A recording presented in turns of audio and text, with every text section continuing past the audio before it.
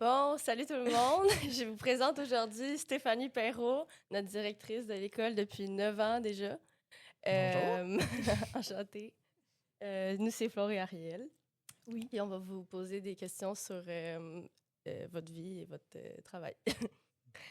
Bon, pour commencer, avez-vous toujours voulu travailler dans l'éducation? Puis, c'est quoi votre chemin de vie? Puis, qu'est-ce qui vous a amené à travailler ici? Bon, premièrement, non. En fait, j'avais beaucoup d'amis qui étaient enseignantes. Puis au cégep, je voulais m'en aller en psycho. Puis il y avait des journées d'un jour où on pouvait aller faire une journée avec quelqu'un là, qui était dans ton métier au secondaire. Puis là, je m'en allais en psycho. Fait que j'avais fait ça, puis j'avais vraiment aimé ça. J'étais allée avec une psychologue de l'enfance, puis j'avais vraiment aimé ça. Fait que je me suis en allée au cégep en sciences humaines, profil individu, pour aller faire le pré-universitaire, pour aller en bac en psycho.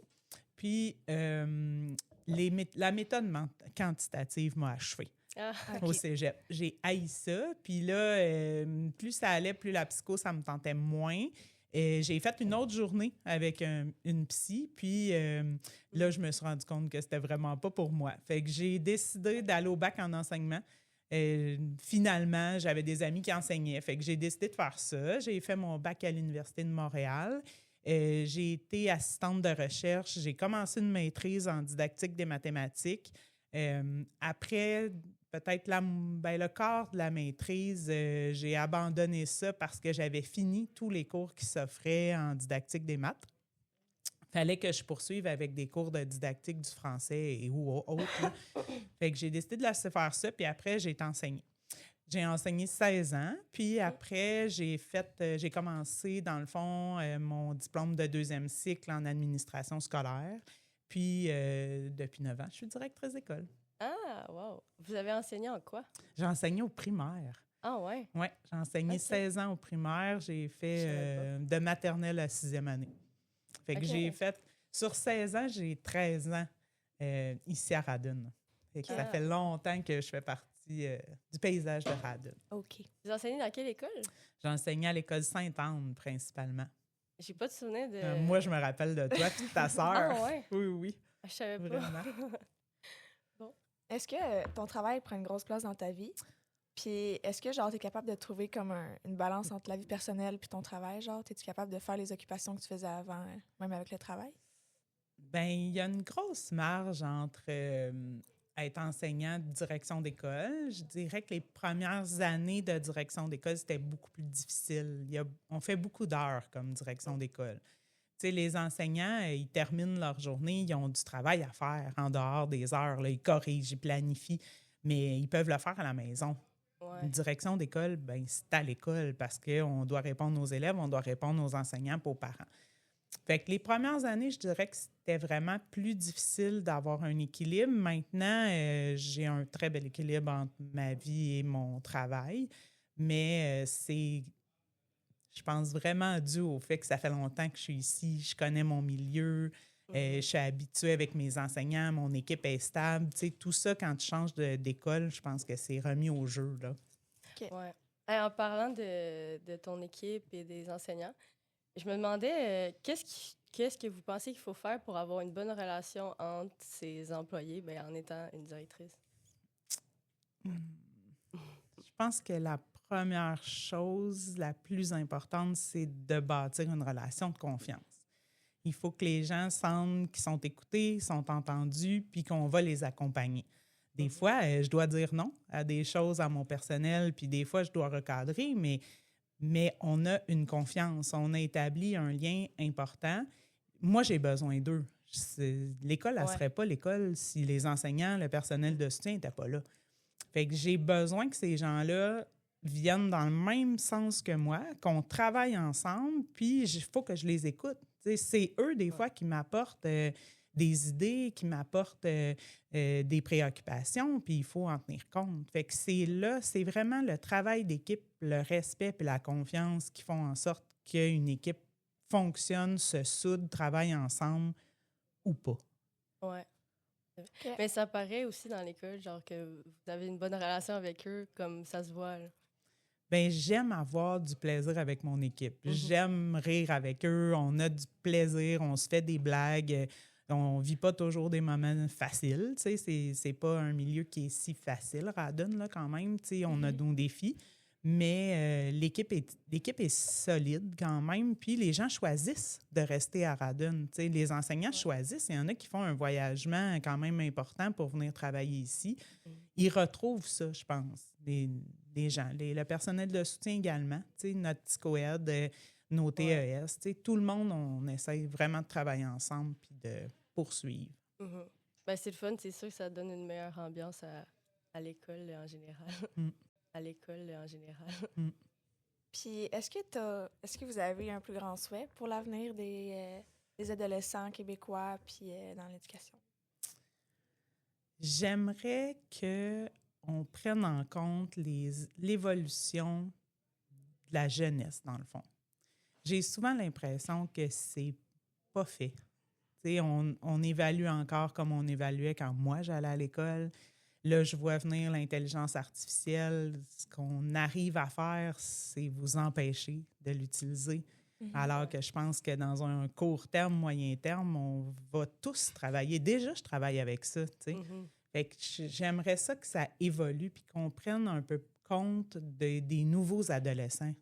T'sais, les adolescents n'ont jamais eu, si je recule depuis 9 ans, là, vous n'avez jamais eu autant de connaissances puis de facilité à vous exprimer.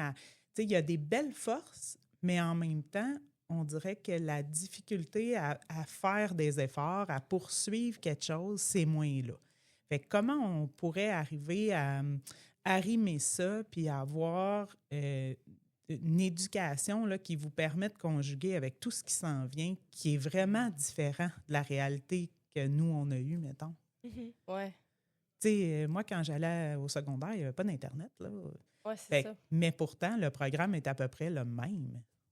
Il faudrait comme accepter le changement puis y aller avec.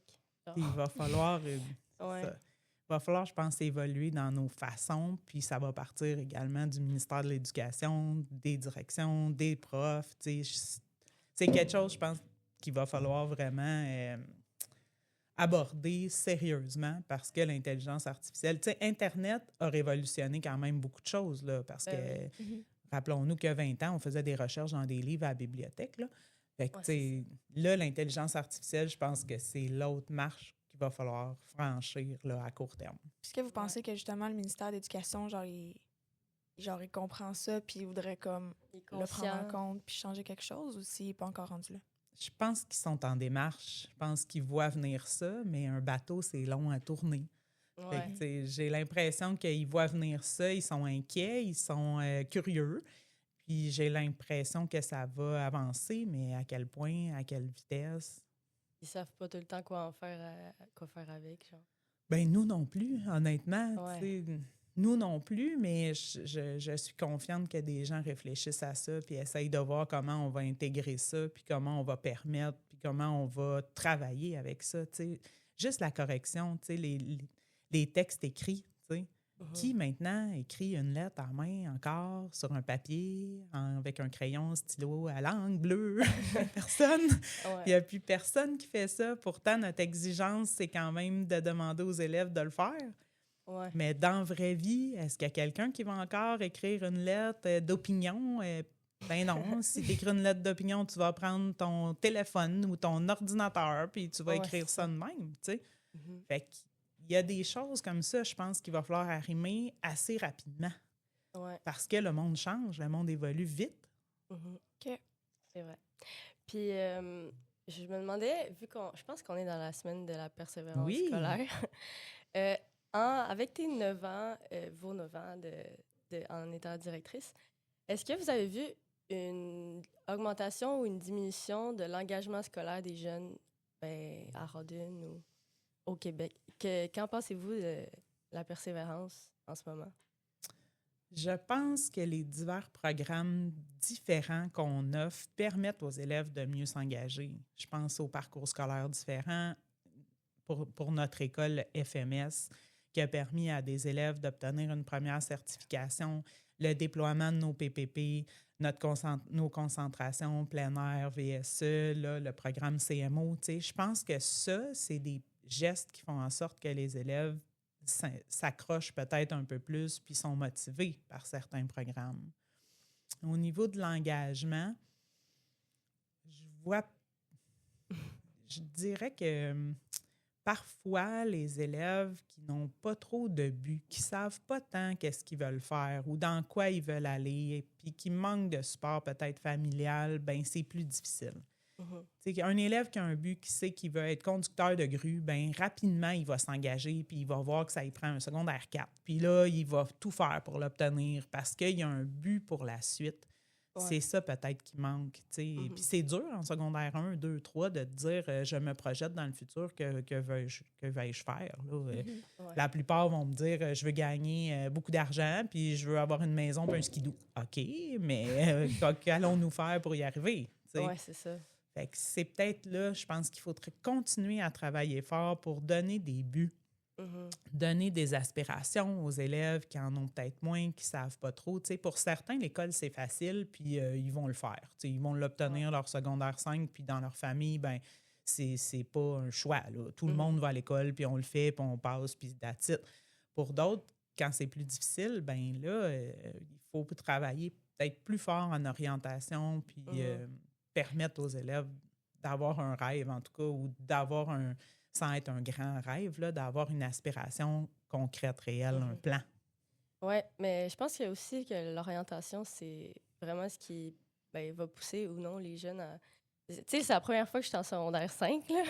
Mais mettons, dans mon parcours de secondaire, j'ai vu bien des jeunes qui lâchent en secondaire 2 ou 3 ou 4, puis parce qu'ils se disent, ça sert à rien que j'aille à l'école, je vais travailler avec mon père, genre.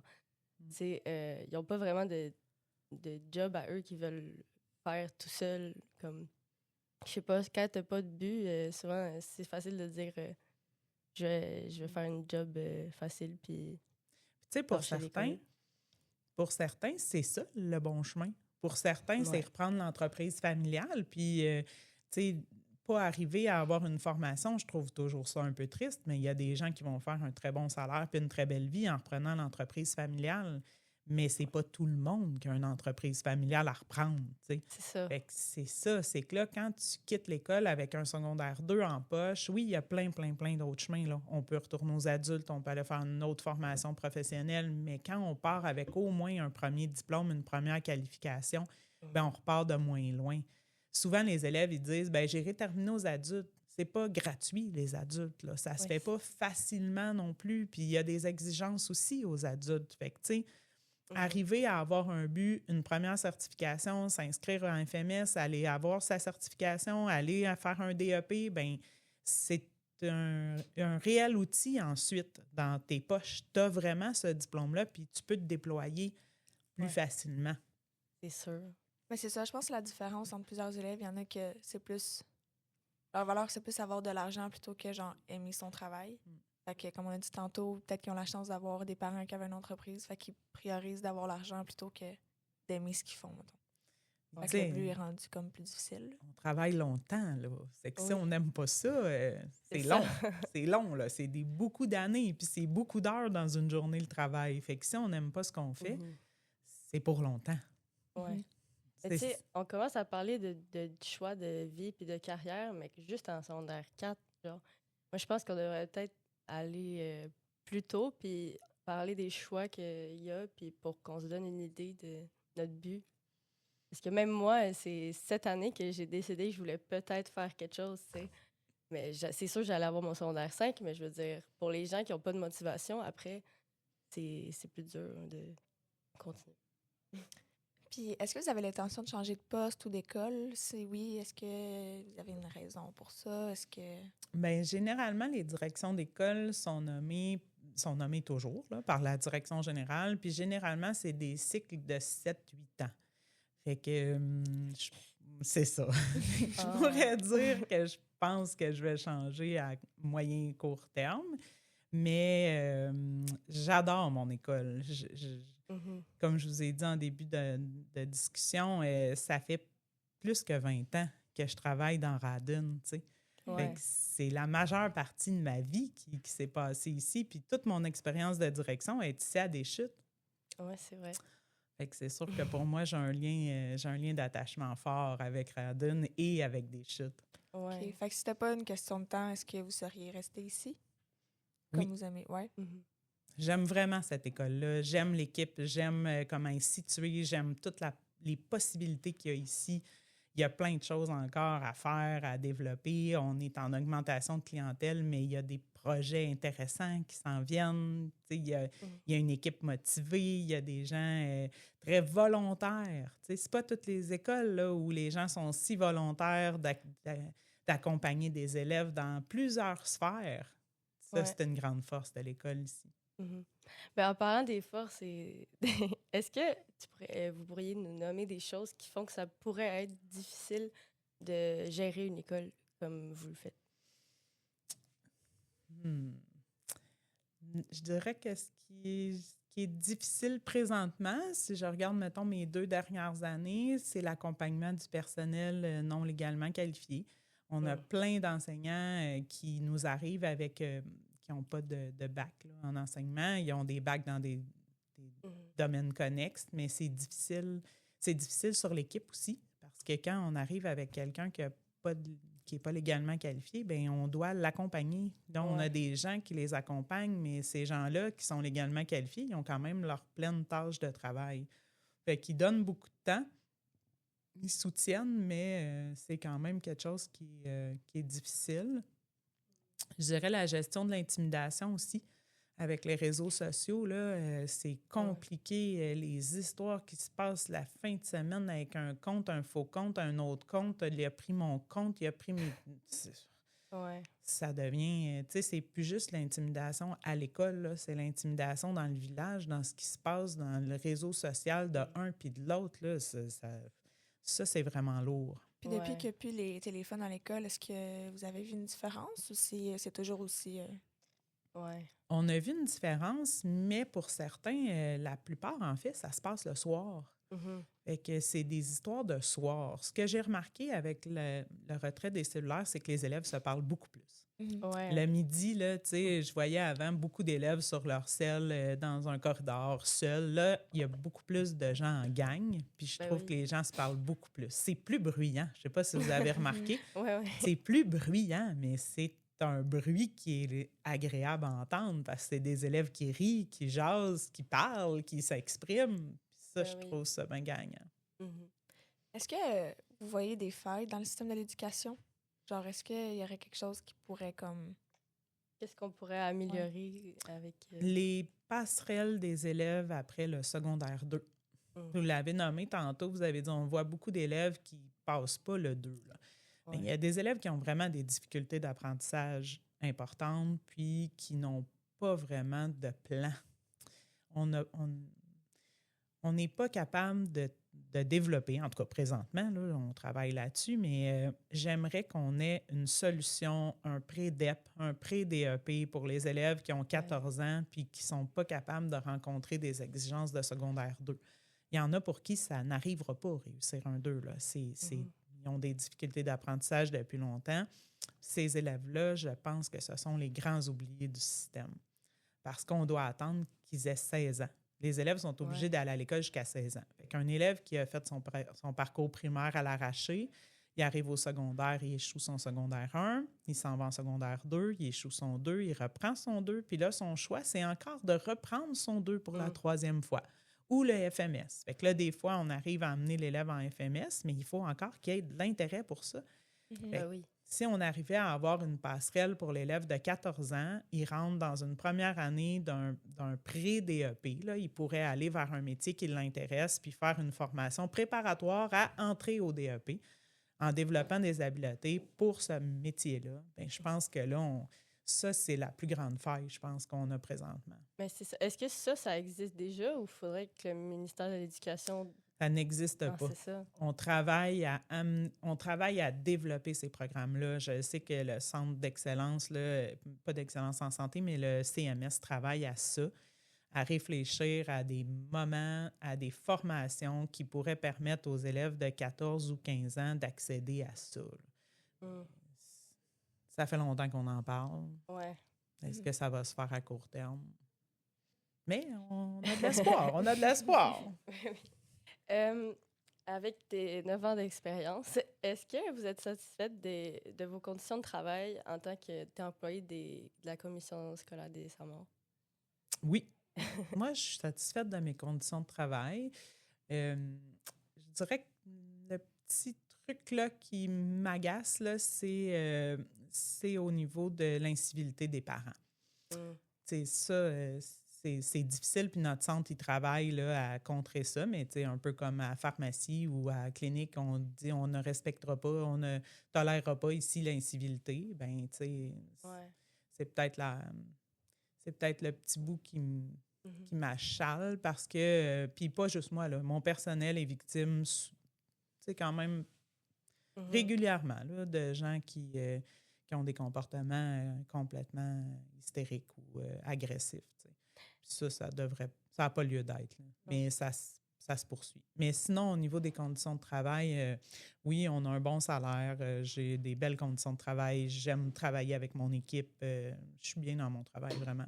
Parfait. Est-ce que la commission scolaire a l'offre des services pour vous aider avec l'incivilité des parents? Le secrétariat général, dans le fond, fait comme un peu dans tous les milieux, là, des affiches, il envoie des communiqués, puis à la fin, si jamais la situation perdure, ben, le secrétariat général nous soutient aussi avec les parents qui seraient trop intenses. OK. On sait qu'il y a beaucoup plus d'anglais dans l'entourage des jeunes de nos temps. Est-ce que vous voyez une différence dans le français, dans les notes académiquement, genre des élèves? Est-ce qu'il y a une différence depuis que vous travaillez dans le milieu scolaire? Dans leur parler, est-ce que la francophonie elle se poursuit ou ça... C'est une bonne question. Je pense que c'est de tout temps d'utiliser un peu des anglicismes. Est-ce qu'il y en a plus possiblement? Moi-même, des fois. Mais c'est une très bonne question. Il faudrait que je réfléchisse. Je pense pas que les résultats sont moins bons qu'ils étaient. Je pense. Mais est-ce qu'il y a plus de références en anglais? Oui. Est-ce qu'on écoute plus la télé en anglais? Oui. Moi-même. C'est plus disponible. Avec Netflix, vous autres, vous avez connu Netflix depuis toujours. Nous, non. Là. Fait que des plateformes, avant, il fallait écouter CBC. Maintenant, tout est là, disponible. Avant, tu voulais écouter un film, tu allais au cinéma, puis ce qu'il y avait de proche, c'était le cinéma Joliette. Fait qu'on écoutait des films en français. Maintenant, on peut écouter des films en anglais en version originale facilement. L'accessibilité à l'anglais est plus grande. Est-ce que les élèves sont moins bons en français? C'est une bonne question. Là. Il y a beaucoup de gens qui s'inquiètent pour la francophonie et qui disent que c'est en déclin, mais est-ce que vous n'avez pas remarqué ça dans l'école des chutes, mettons? Non. OK, bon. Pas tant, en tout cas. Mais je pense que si on se rapprochait plus de Montréal, on pourrait peut-être plus voir une différence que Radon. C'est sûr que le quotidien à Radon, il se passe vraiment en français. Les élèves se parlent en français, à part quelques exceptions d'élèves qui ont l'anglais comme langue première, mais c'est rare. Est-ce que vous utilisez des expressions anglaises, comme je disais? Je pense que oui, mais votre quotidien se passe vraiment en français. Bien qu'il y ait quand même beaucoup d'anglophones à Radon. Bon, ben, merci pour votre temps et vos réponses. Bien agréable. Vous étiez bien préparé. Merci. Parfait, merci. Bye.